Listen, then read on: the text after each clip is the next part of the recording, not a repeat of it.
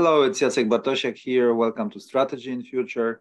Today, my guests are again Assaf and Omer Dank from Israel, from Tel Aviv University, from the Center of dealing with the air power projection, air defense, everything related to air power, both in strategic and operational terms.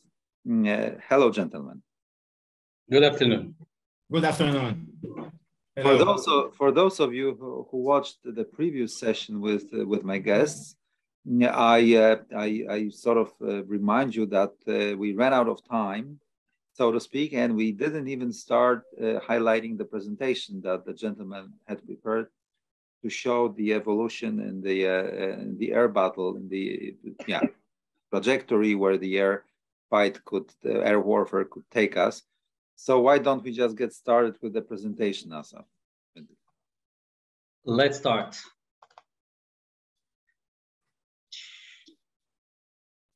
Okay, it's all visible.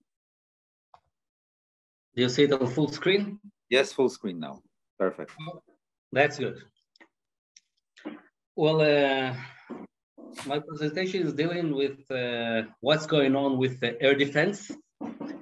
What are the trends that we see in recent years and probably we'll see in the next following years, and what should be done about it. The point of view that I take is the Israeli point of view, both military capabilities as well as the civil aviation. Still, I believe that the ideas, the terms, the analysis might be interesting for European ears as well, and mainly in Polish ears that I believe share some of the concerns that Israel has these years. At the beginning, I'll start with the role of air power. During the last several decades, air power became a major pillar in the Western way of looking at military issues, at warfare, etc. The role of air forces doesn't really matter whether it is aircrafts, helicopters, and recently UAVs. It's very important in the Western point of view. They have a tremendous effect in the concept of operations on the adversaries, on all aspects, reconnaissance, strikes, transportation, etc. And what we see, as I believe, in recent years is several trends that put these air components under threat. And I believe force us to rethink about how we deal with the adversary's air defense. Very interesting. So it seems counterintuitive into what generally the public thinks, that it's the attack and the offense that has an upper hand. I think that, again, look, in the past, there were several unpleasant incidents. Israel faced some of them about 50 years ago, where the air defense had the upper hand. And Israel, I think we talked about it in our last conversation, Israel developed a very capable air force that can deal with the other side air defense very good, quickly, decisively, etc. And what we see recently are trends that undermine or might undermine these capabilities, these concept of operations. Yeah. So I start with what has changed. And I will talk about two different types of changes. The first will be the doctrinal change. Some of the doctrines are written, some of them I assume that they exist because I see what is how the air defense is being operated. in the last decade, or last 2 decades. The second type of changes will be the technical changes or the level of capabilities of air defense. And I believe that together, the doctrinal change and the change in capabilities will help me to describe what are we going to face in the future and how it might affect the capabilities of confronting air defense. And this will bring me to the bottom line of what steps should be taken. And again, I'll talk about the Israeli point of view for confronting the air defense in the future. I must put a little disclaimer. I don't describe the Israeli formal point of view. What I describe is our point of view, Omer and me, or the center of our center point of view. We are on the way to persuade people in the air defense, in the Air Force, Israeli Air Force, that these changes are occurring and there are things that should be done for confronting them better in the future. Okay, so I hope that no one takes me as a fair enough of the Israeli Air Force. Disclaimer acknowledged. People will remember. Yeah, Assaf, all clear. Okay. Look, in the last 20 years, the idea of A2AD or anti-access area denial concept was developed in the West to describe, at the beginning, the Chinese way of creating their air defense.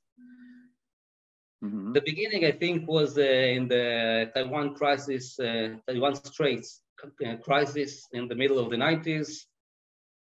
These days, we see another crisis in the same area. Yeah. What happened in the middle of the 90s that China threatened Taiwan, and all the American had to do was to put their ships in the straits. And actually, the Chinese could do very little to the capable power of the American in the naval Navy of the US in the straits. Yeah.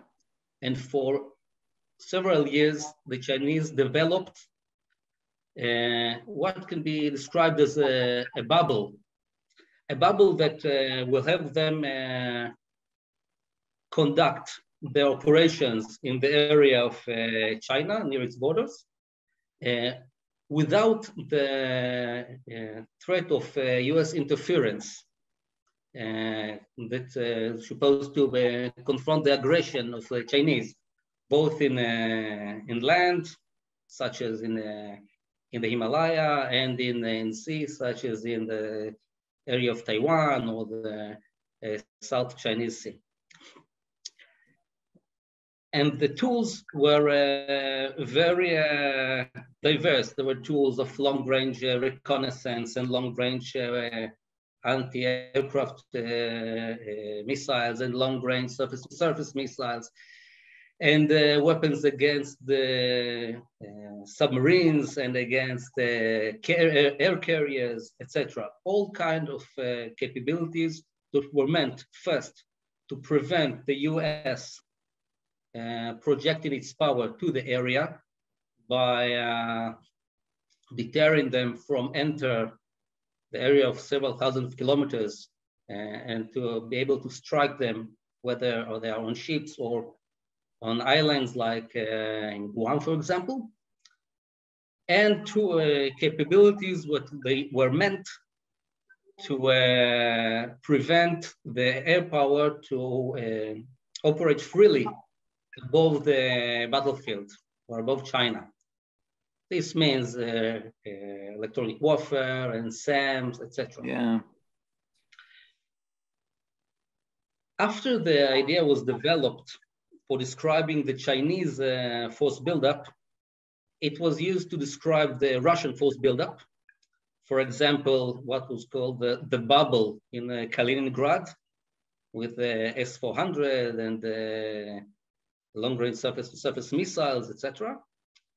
And later on, to describe the way the Iranian and Algerian are used in air defense, and even paramilitary, such as Hezbollah and the Houthis in Yemen. Mm-hmm. Well, this is what the basic idea. I think that even though the idea of A2AD was very precise in describing what's going on in China, it was not really suitable for other arenas. Mm-hmm. For example, look at Russia.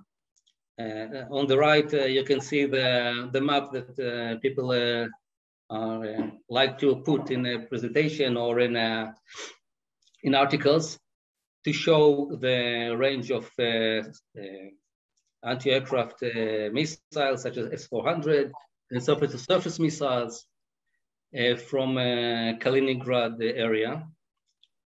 But when you check the capabilities in details, you see, for example, that in the low altitude where aircraft are traveling or where surface-to-surface cruise missiles are operating, the ranges of the air defenses are much smaller. There was a very interesting article called Bursting the Bubble that was written several years ago, which analyzed this specific point of view. Yeah, I think I remember this interesting article. Yeah. I agree. And when we look at the real capabilities of Russia, as were presented in Ukraine, you see that the capabilities of striking from distance elements such as surface-to-air missiles or radars or bases of Air Force bases, such as the one in this image, you see that the capabilities were very low. They couldn't use their weapons to decisively destroy the air defense capabilities of Ukraine. The numbers, the precision, the final effect of the weapons were not something that can be described as the striking element that helped the A2AD win.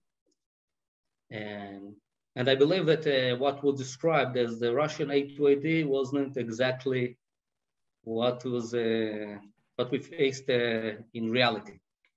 When you look on other places, I put only the example of Iran here on the map on the left. The basic idea of A2AD in China was... Assaf, if I may. If we were to draw lessons from what Russians showed in Ukraine, especially in Poland, when we are about to shape and design the air force structure. So, and apparently the decisions that were made was that the aerial platforms are more survivable than we thought, and we can also buy cheaper aircraft from South Korea that that are not a high-end aircraft but are still doing a good job in close combat support. Yeah. So this the observation that and lesson that you would draw from the fact that the Russians are so poor in this air defense, or else?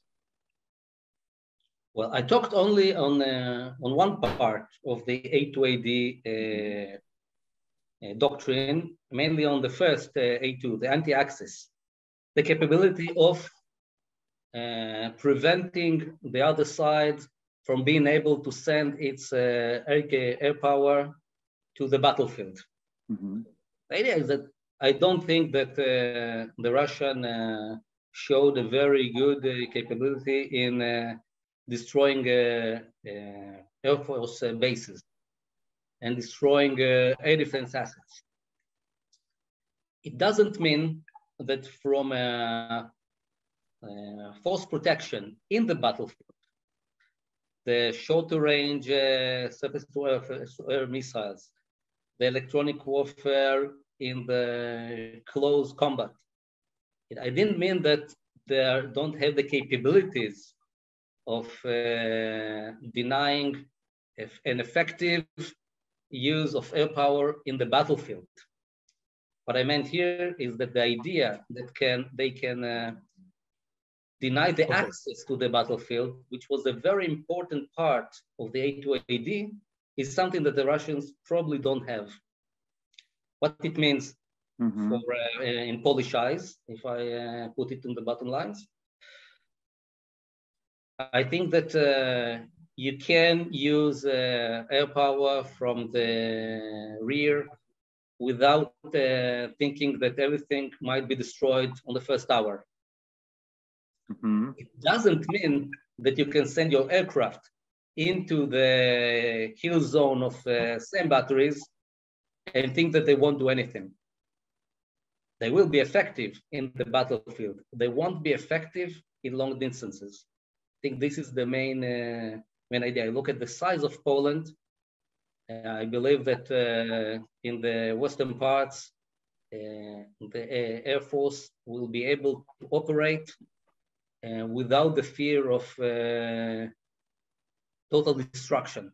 So does it mean, for example, Assaf, that we should start thinking about, you know, as we talked before, air dominance, air superiority fighter that could take off in the western part of Poland, has a very long range to air, so that we, you know, expel, chase off from our skies all enemy fighters loitering over Polish heads or something like that? Could we draw such a lesson that this is at least conceivable to think about it? I think it's conceivable. The good question will be whether this is the best way for Polish defense, or, for example, using surface-to-air missiles batteries will be more effective or cheaper or easier to deploy than, say, high-end interceptors. I understand. It's another question. I didn't deal with this question. How you, what's the best way for you to develop air defense capabilities? What I try to present here is how the air power on the other side should see the air defense on the other side, not on its own side. Yeah, I understand. Okay? I think it's a very interesting discussion. And what's the best way for Poland to develop an effective air defense? Okay. When I look at, I try to draw conclusions from what's going on in Ukraine until now, I believe that surface assets like SAM batteries and radars are more effective than aircrafts. Okay. I understand, reinforced by massive use of UAVs, right? That loiter over. Yeah,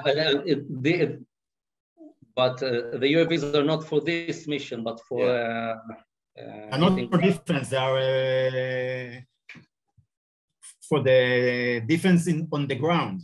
The UAVs, not defense in the air. Yes, yes. Okay. Another trend that we see in our area in the Middle East, it's I don't think it's much of concern in Poland, but it might be seen in the future. It's the rise of hybrid enemies, paramilitary. They don't use the symmetric air defense doctrines, but rather what is usually named as asymmetric. And the goal in this doctrine is not to shoot down many aircrafts or shoot down many missiles, but to create the image of a threat and to deter the air power on the other side from striking. It's not about shooting down many aircrafts, it's about a symbolic success. For example, on the image on the left, you see the remains of F-117 that was shot down in Serbia, 1999. Yeah. The Serbs didn't shoot down many Western aircrafts, but this image was important more than the shooting down of the one specific aircraft. And look at the image on the other side is an image of a missile that was used in Yemen by the Houthis to shoot down UAVs of the coalition of Saudi Arabia and the UAE. But this image on the right was taken, at least assumed to be taken in Iraq by the pro-Iranian militias there, which means that they even don't need to shoot down any aircraft. All they try to do is to create an image of having a capability of shooting down aircrafts. This is a totally different doctrine. And one of the main concept of operations is the ambush mode in this doctrine. It means that it's better to stay alive with your air defense assets than shooting down other aircrafts. Therefore, you'll expose for a minimum period of time, several minutes, probably someone else will tell you, well, look, there's another aircraft, aircrafts are coming.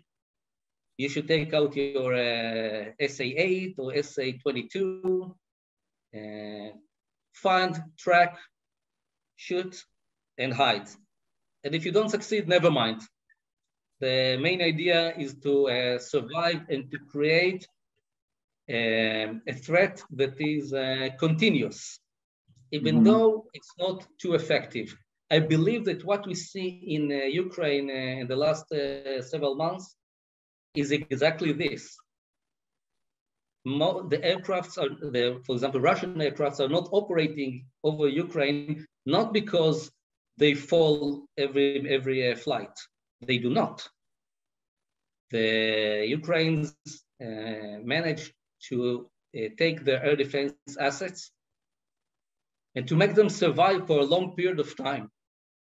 And sometimes they succeed in shooting down Russian aircrafts. But the main concept is to be there and not disruption. The main is disruption. Yeah, and inflict fear, inflict calculus.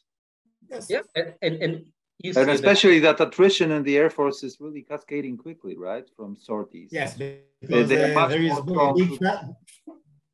big and expensive platforms and special crew, so you can't lose them all quickly. Yeah. And when I look now, I try to put it on what I can describe to myself as Polish eyes. We see how the Russian Air Force is takes into consideration this use of asymmetric air defense, and it really affects. The attrition was higher at the beginning, but after several days, the attrition is very low. Still, they prefer shooting missiles from long ranges, missiles that many times do not hit precisely, and not taking their aircraft strikers and fly to the west of Ukraine. Yeah. Okay. The last doctrine that I want to describe here is the use of air defense for coercion. This is something that we've seen in our arena, but in the Middle East, but can be seen elsewhere as well. For example, I'll put here on the right the map of, you can see this is Israel, Lebanon, this is Syria, and in the middle, the deployment of S-400 by the Russians. This SAM battery covers a wide area in the east of the Mediterranean. I believe it's not only to protect their forces in Syria. I believe that a major consideration for them was to push military aircraft from this area, mainly NATO, American, maybe Israelis. And this battery is there to deter not to shoot down. And this is what complicated your operational planning in Israel as well?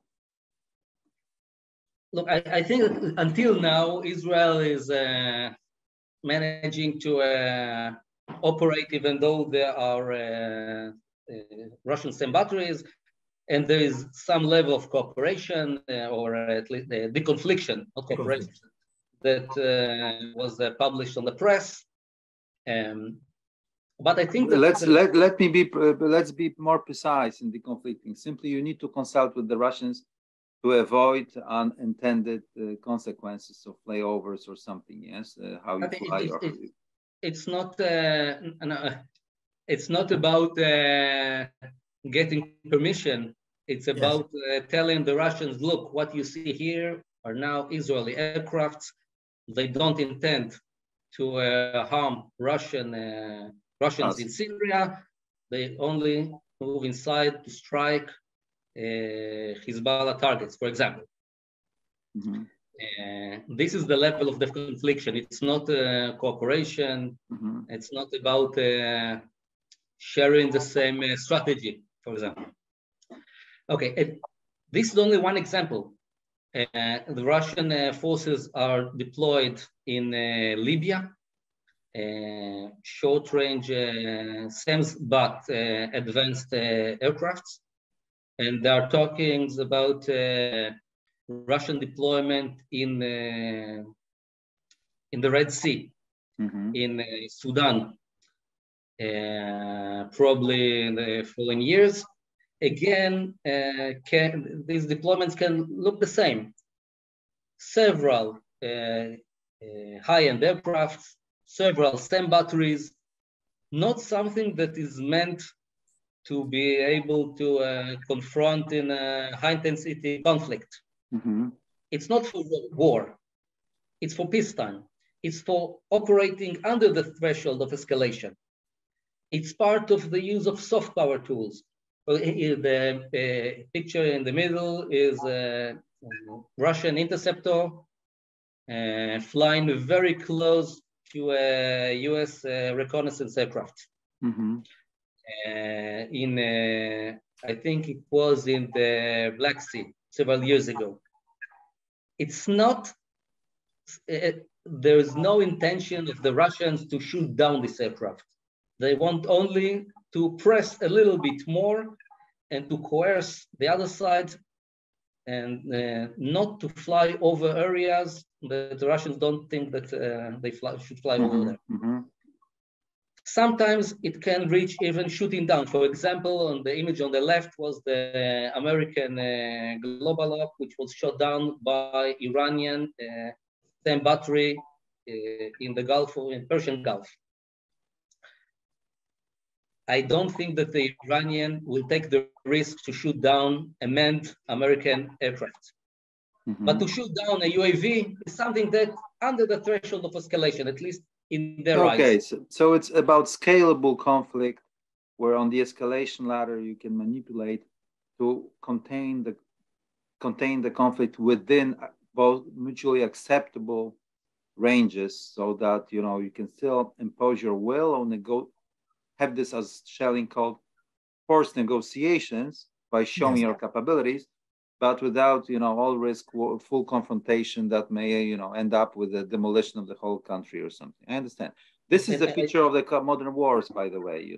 I know this, and even at Strategy and Future, we sort of think that even if there is a world war coming, or maybe it even started like 2 weeks ago a week ago with a visit of Nancy Pelosi in Taiwan, it is scalable and it differs much from the previous systemic wars of the Napoleonic era, First World War, Second World War, because you have the thermonuclear weapons on the edge of the escalation ladder, and you don't want to go there, and still you want to compel your enemy to do something by force. Yeah, so it's a scalable thing, and you understand it very well in the air force, in the air battle.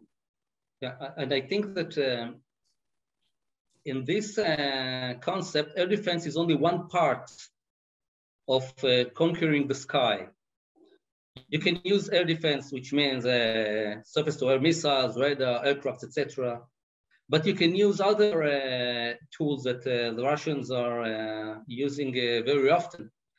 Diplomacy, press, cyber. Look how the Russians reacted when Turkey shot down Russian aircraft over Syria. They didn't go to confrontation with the Turkish Air Force. They attacked in cyber. And they denied the tourists. So they make it for the money. Okay, and here the air defense is assets are used as a part of a much larger campaign. Yeah. Okay, I move on. I'll talk a little bit about several technological trends. I'll try not to speak, on too much about technology, unless Jacek, you'll ask me to go in deeper, but mainly to talk about the meaning of the changes. Mm-hmm. The first trend is having a better aerial picture. In the past, most of the aerial picture was created by using radars, short-range radars, long-range radars. What we see in the last 2 decades is not something new, but in the idea, but they are new in capabilities and in the scale that they are. First is the sensor for detecting low observables. If the Americans were developing aircrafts and UAVs with low RCS, on the other side, they developed a sensor that can detect, which means more SIGINT and radars which operate in low frequency and using electro-optics, etc. Mm-hmm. All the assets that can detect something that has low radar cross-section. The second part of the trend is using computer and network to integrate a picture, which means that in the past, if you couldn't see in the radar a good track, so several blips, one after the other, you couldn't tell that there was aircraft. You had points, but you couldn't draw a line. The computer network lets you combine very dispersed points. And maybe every point was detected by a different sensor. But when you put them together, you can see the lines between the dots and understand that there is something going on. Actually, you can see things that technically were seen in the past, but rise to the level of understanding that. This has something to do with the artificial intelligence capabilities and the fusion of information. I think that even before that, you don't need AI. Of course, it can help you, but the main process here is the computer network. Mm-hmm. What algorithm you use, even if you use a mental algorithm of an operator, it can be enough sometimes. Mm-hmm. And what is also being done using this network is dispersing this picture, which means that every end in the net, every aircraft, every battery, every radar operator can get the full picture, or the picture that it needs. It means that, to sum up, the air defense can see better, can create a better picture, and can disperse this picture, aerial picture, in real time to the components of the air defense network. Mm-hmm. That's the first. Second trend is the development in surface-to-air missiles. They get lower ranges, longer ranges all the time. Mm-hmm. You see the family of SA-6, SA-11, SA-17, SA-70, M3 Viking. The ranges are increasing for SA-10, SA-20, SA-20D, etc. The second part of this trend is using computer for countermeasures and to confront the electronic warfare, which was used by aircrafts for protection. The use of computers lets you be much more agile, much more diverse, and it is much harder to understand what are these techniques and to confront them. The third is the diversity of homing techniques. In the past, most of the surface-to-air missiles were using either for homing, either semi-active heads or were signaled from the battery and they got directions how to move and find the aircrafts. They didn't have homing devices on board. What we see in recent years is diversity of homing techniques, active radars, semi-active radars, passive radars, combining with electro-optic devices. All these make the surface-to-air missiles much more effective, and the protection that is required for the aircraft is much harder to be created. Mm-hmm. And finally, the idea of energy weapons, mainly lasers, but not only. It's not something that will be very popular in the next few years. I heard that in Ukraine, the Russian said that they will send such a weapon, laser, to Ukraine. I didn't hear about any success of this project in the battlefield. Mm-hmm. If you know something else, it will be very interesting. No, I don't. I don't, but I have heard the rumors that the Israelis have, might be having such capabilities soon, or are already having. I think that the main the developments that I know is in Israel and in the US. I hope that for many years as we can, this success will be only on one side, of course. There are changes in the interceptors in aircrafts used to intercept other aircrafts. Recently, there was the arrival of fifth generation aircrafts. Actually, I know only about 2 countries that managed to develop such an aircraft, the US and China. As far as I understand, in Russia, the development did not succeed, and the Sukhoi 57 didn't become maybe it is operational only in a small scale, but they decided not to go into full production. This is one trend, which is actually become more popular these years. The next is the development of a 6th generation concept, which talk about mainly about the combining of manned and unmanned aircrafts. Loyal wingman, right? Concept, sort of. Some of them are described as loyal wingmen, mainly in the American CONOPS, but in Europe they have other concepts that are not exactly what the Americans see as a loyal wingman. And the needs are different. So the American requirements is something that can fly for 1,000 miles, because you need to strike in long distances. When you look about the needs of Poland, for example, Poland doesn't need a UAV that flies to 1,000 miles. It needs a much closer ranges. But I think that the major trend that we'll see in the next few years is the improvement of 4th generation aircrafts into the standard of 5th generation without the element of the low RCS.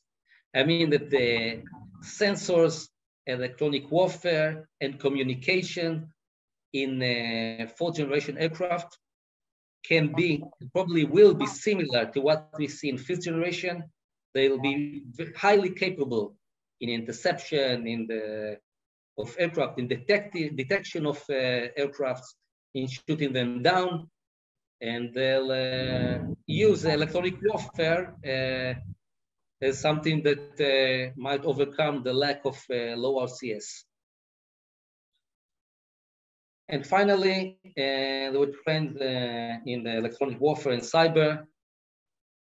When we look at the US grand plan in the last several decades, they decide to use GPS. They used SATCOM for assisting them to operate globally, and they used computers very everywhere, actually. Every one of these three components is facing now an answer from the other side. The GPS, see its opposition on GNSS jamming. The SATCOM sees its opponent in the jamming of SATCOM. It's something which is not too difficult. And the net-centric warfare sees its opponent in the cyber attack on the other side. Actually, all these parts are very important when you talk about air defense. You use GNSS jamming to prevent the capability to strike your assets. You use the SATCOM jamming for preventing aircrafts and missiles get the picture that they need, or the instruction that they need. And when you try to use a net-centric warfare in striking, you face the cyber and maybe cyber over RF in the next years. These are the main technology trends when I put them in a very high-level words. Better picture, better surface-to-air missiles, better interceptors, and better electronic warfare.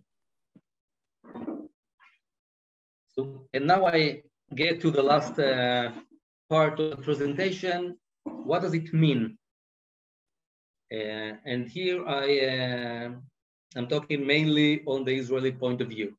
Mm-hmm. First, I think that Israel will find itself in a continuous campaign for the freedom of flight over Israel, not only over other countries, because the ranges of the air defense actually make it applicable for all Israel. Look at the range of S-400. This is from long distance, from North Syria. It covers half of Israel. If you put them in southern Syria, they'll cover all Israel. And these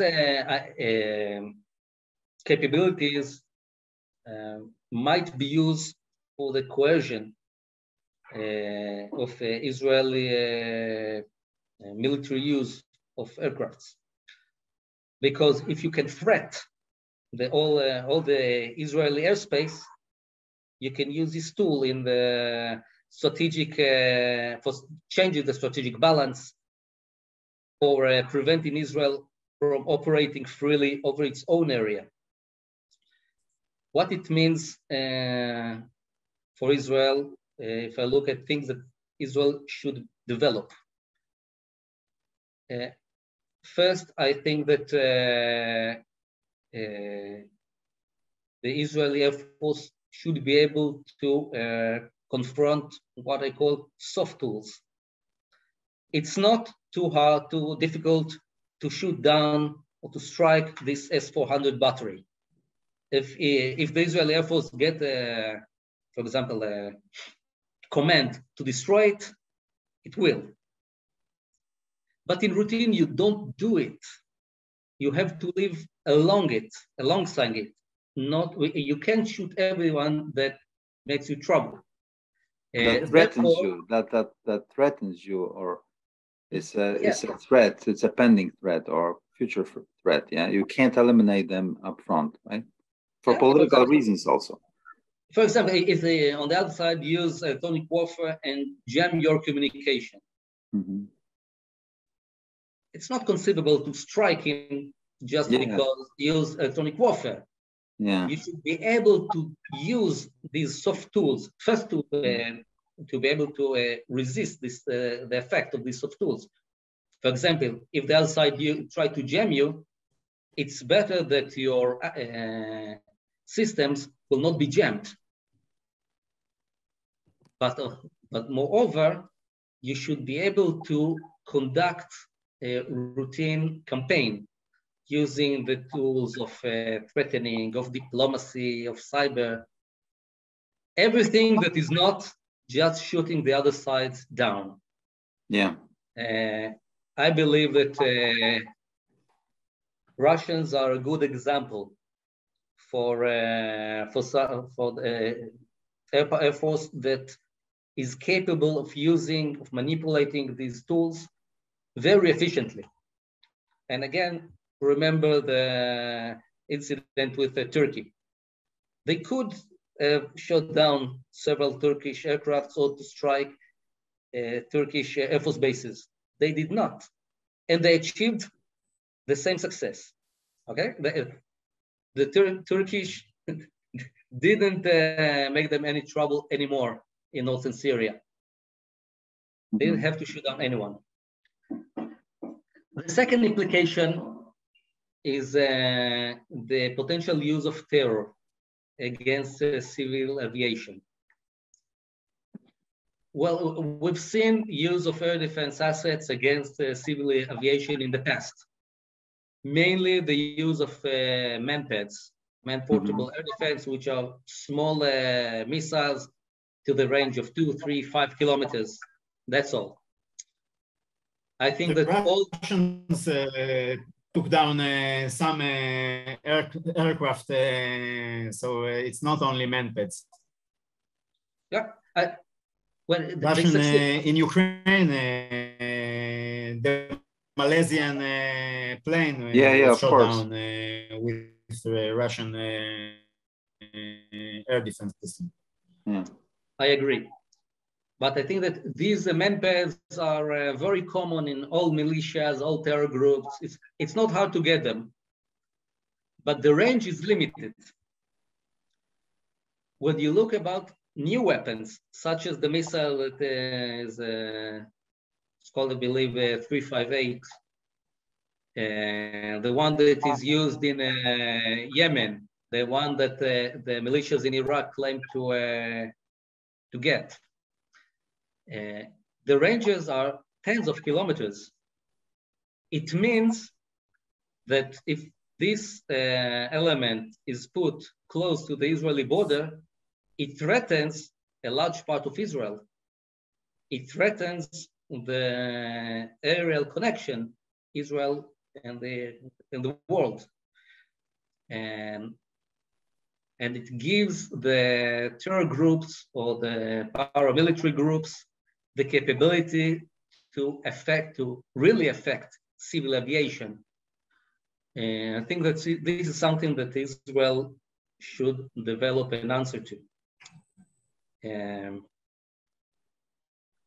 As I understand, in the future, Poland might face all kind of militias as well, such as the Ukrainians face them in Ukraine, for example. You can face them. This is and across the border, of course, the sort of imposing by some small hybrid warfare capabilities, of course, without restoring to the full-fledged war. Yeah, of course.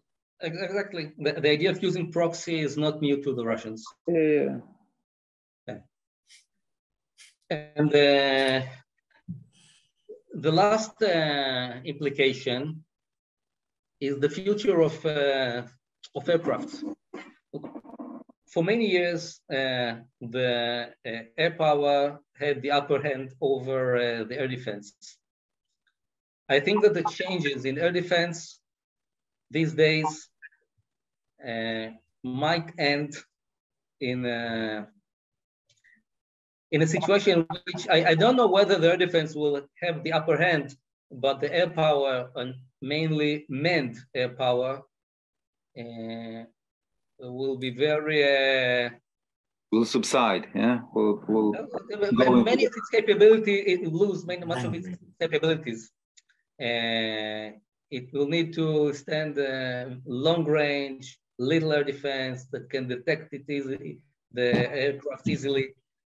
I think that what we see these days, or at least until the war in Ukraine, that aircraft could operate everywhere,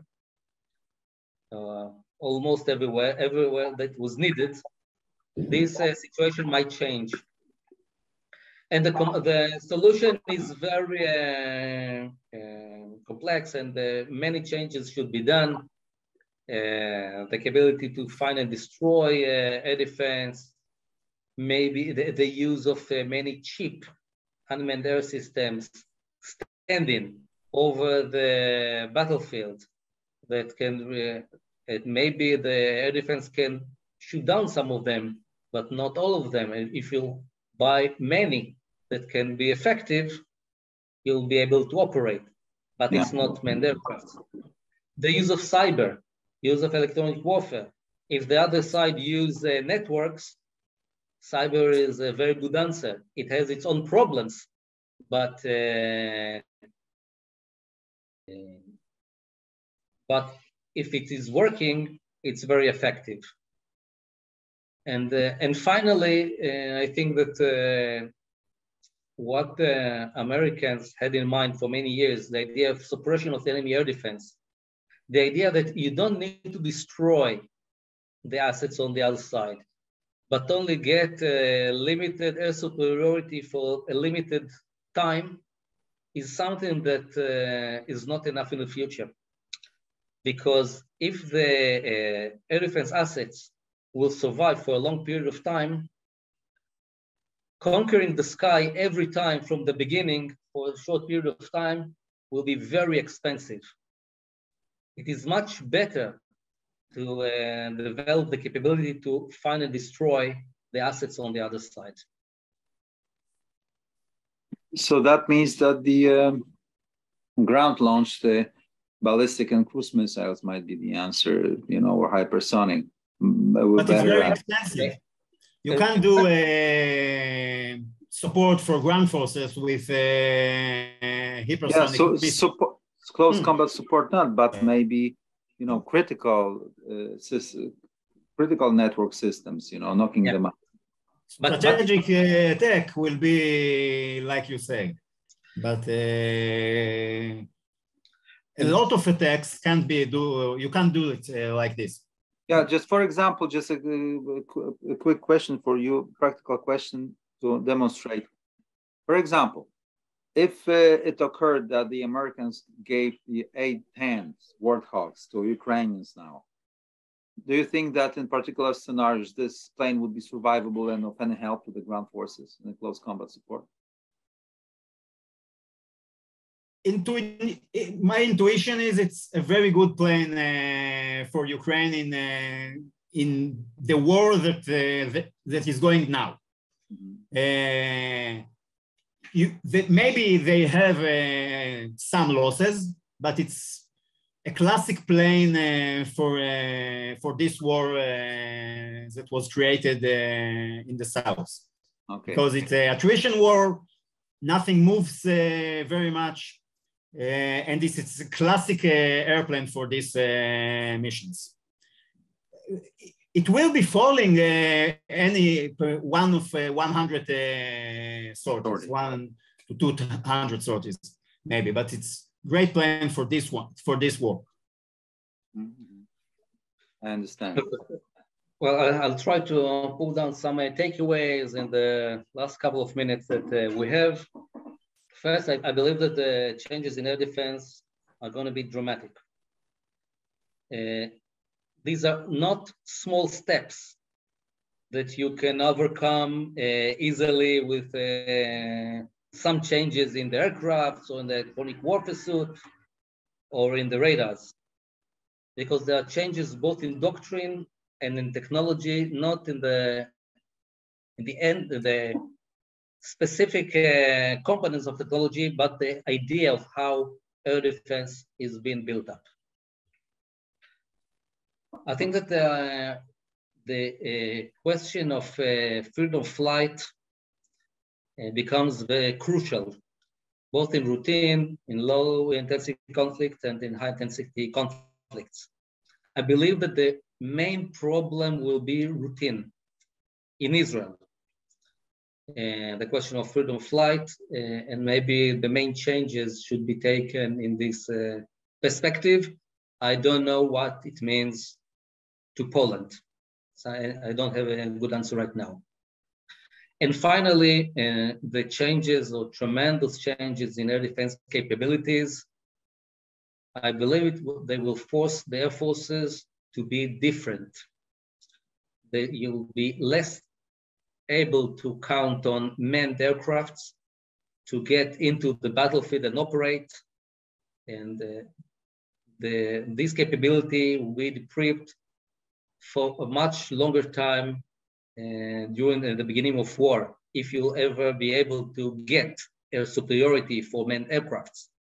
It means that you will need other components that maybe these days are only small parts of air forces, which mean the long-range strike abilities or UAVs, etc. I believe that they'll have a bigger share in the future in air forces, and not what we see now. The air forces are built mainly on manned aircrafts. Well, that's for this presentation. You asked some very good question about air defense from the blue point of view. I think it will be very interesting to talk about it in the future, because it's not the same mirror. Yeah. Thank you, Assaf, for this presentation. Thank you, Omer. That was great. Again, once we switched off the recording, I promised my audience to convince you and persuade you again to record another one. And why don't we speculate about how the future Air Force should be structured, both in terms of the offensive and defensive assets. Why not? Let's maybe focus on that in the future. For the time being, thank you, gentlemen, very much. Assaf Heller, Omer Dank from Tel Aviv, from Israel. Jacek Bartosiak, Strategy and Future. You stay with us for more episodes to come. Thank you, gentlemen. Thank you, Jacek.